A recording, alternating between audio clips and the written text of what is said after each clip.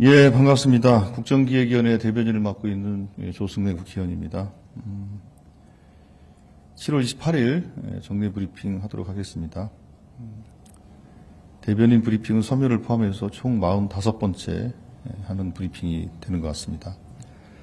국정기획위원회 전체적으로 오늘까지 총 27차례 운영위원회가 개최되었고 오늘 오후 2시에는 7번째 전체 회의가 진행됩니다.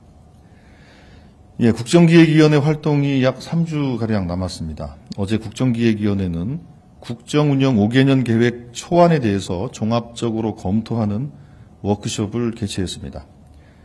이한주 위원장이 주재하고 분과장, 또 특별위원회 위원장, 대변인이 참석한 이 자리에서 각 분과별로 정리 제안한 전체 공약과 지역 공약 내용을 공유하고 재정과 입법, 관리 평가 체계까지 종합적으로 논의를 했습니다. 먼저 국정운영 5개년 계획과 관련해서 국정과제 체계를 수립하기 위한 논의를 진행을 했습니다.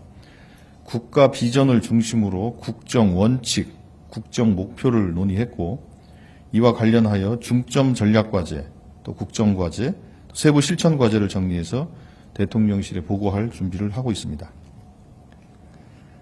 제가 2주 전에 7월 16일 날 국정과제를 이행하기 위한 세부 실천과제를 분류하고 또 한 축으로는 복합적이고 전략적인 과제를 분류하고 검토하는 작업을 진행하고 있다고 말씀드린 바 있습니다. 그래서 중점 전략 과제로 약 12개 정도를 정리해서 정리하기 위한 추가 논의를 진행하고 있습니다.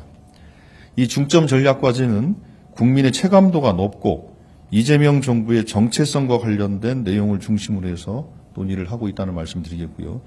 예를 들면 인공지능이라든지 균형 성장 전략이라든지 진짜 성장 전략이라든지와 관련된 내용들을 논의하고 있습니다. 그리고 국정과제 수립과 관련해서 재정계획, 입법계획, 그리고 이걸 관리하고 평가하는 관리평가계획과 관련된 논의를 종합적으로 진행하고 있고 입법과 관련해서는 국정기획위원회에서 검토한 결과 현재 약 900여 건의 입법 조치가 필요하다고 판단을 하고 있습니다. 이 중 법률 제정이 필요한 것은 법률의 재개정입니다. 법률의 재개정이 필요한 것은 약 700건 정도가 되는 것으로 저희들은 파악하고 있습니다. 재정 투자 또 재원 조달 방안도 정리해서 대통령실과 협의를 하고 있다는 말씀드리겠습니다. 이 세부적인 내용들은 이제 확정이 되는 대로 공개 드릴 수 있음을 다시 한번 또 양해 부탁드리겠습니다.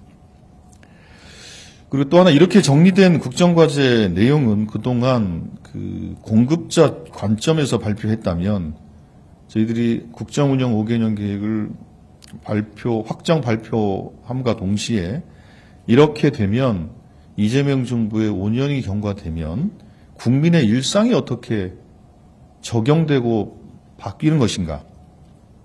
국민의 삶이 어떻게 달라지는 것인가? 달라지는 국민들의 일상을 정리해서 생애 주기별, 그러니까 영유아, 아동, 청소년, 학생, 청년, 여성, 노인, 장애인 이렇게 생애 주기별 또 계층별 수혜자별로 정리해서 어떻게 달라지는 것에 대한 수혜자 관점의 정리도 하는 것으로 그렇게 논의를 현재 하고 있습니다. 그리고 지역 공약과 관련해서는 공약집과 연설문을 토대로 해서 17개 광역 시도별 7개의 비전, 15개의 정책 과제를 중심으로 해서 평균적으로 그렇게 정리하고 있다는 말씀을 좀 드리겠습니다. 뿐만 아니라 지난번 대통령 선거 때 지역 밀착형 공약을 시군구별로 우리 동네 공약이라는 것을 발표한 바 있습니다.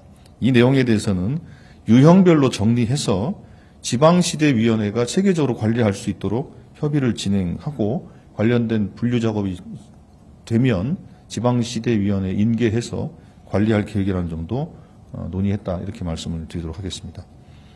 어제 워크숍에서 진행됐던 내용들에 대해서 제가 설명을 드린 것입니다. 예, 이 정도 말씀은 마치고 질문 받도록 하겠습니다. 네, 질의응답 시간 갖도록 하겠습니다. 질문 있으신 기자님 손을 들어 표현해 주시면 됩니다.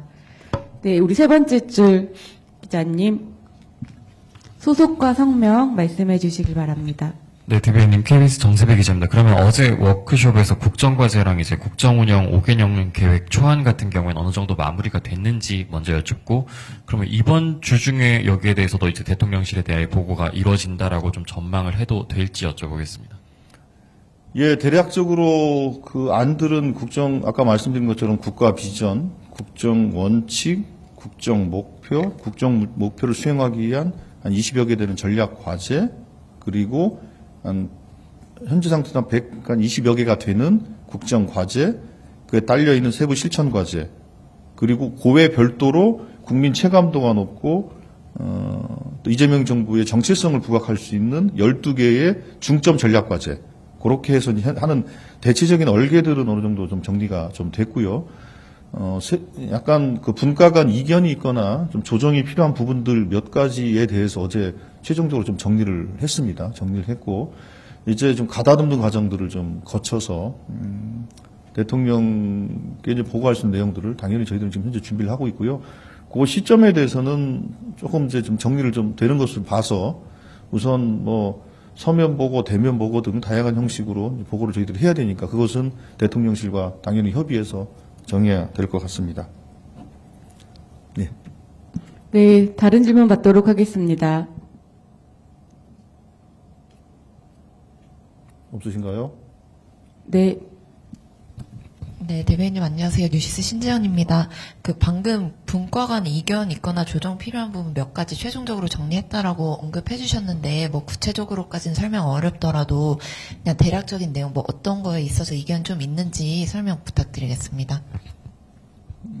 예를 들면 뭐 그런 겁니다. 제가 구체적으로 사업명을 말씀드리기 좀 어렵고, 예를 들면 어떤 A라는 과제가 있으면 그 과제의 그 시행 방법을 5년 동안 이제 시행을 하는데 순차적으로 할 것이냐, 아니면 뭐 단계 시행할 것이냐, 그리고 순차적으로 한다면 순차적으로 시행하는 방법론을 어떻게 할 거냐 등등 뭐 이런 내용들입니다. 그러니까 이걸 제가 세부적으로 다 말씀을 드리면 오히려 약간 혼란스러울 것 같기 때문에 제가 그렇게 우선은 말씀을 좀 드리겠고요.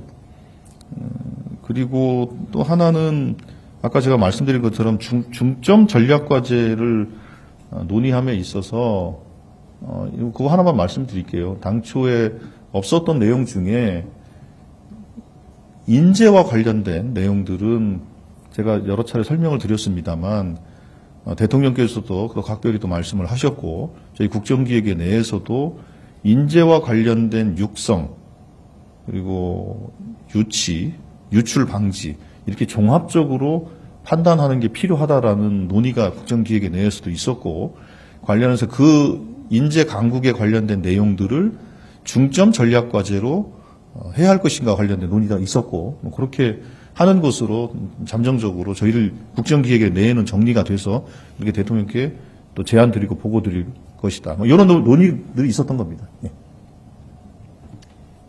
네. 또 추가적인 질문 있으신 기자님은 손을 들어서 표현해 주시면 되겠습니다. 예. 네, 안녕하세요. KTV 윤석 기자입니다.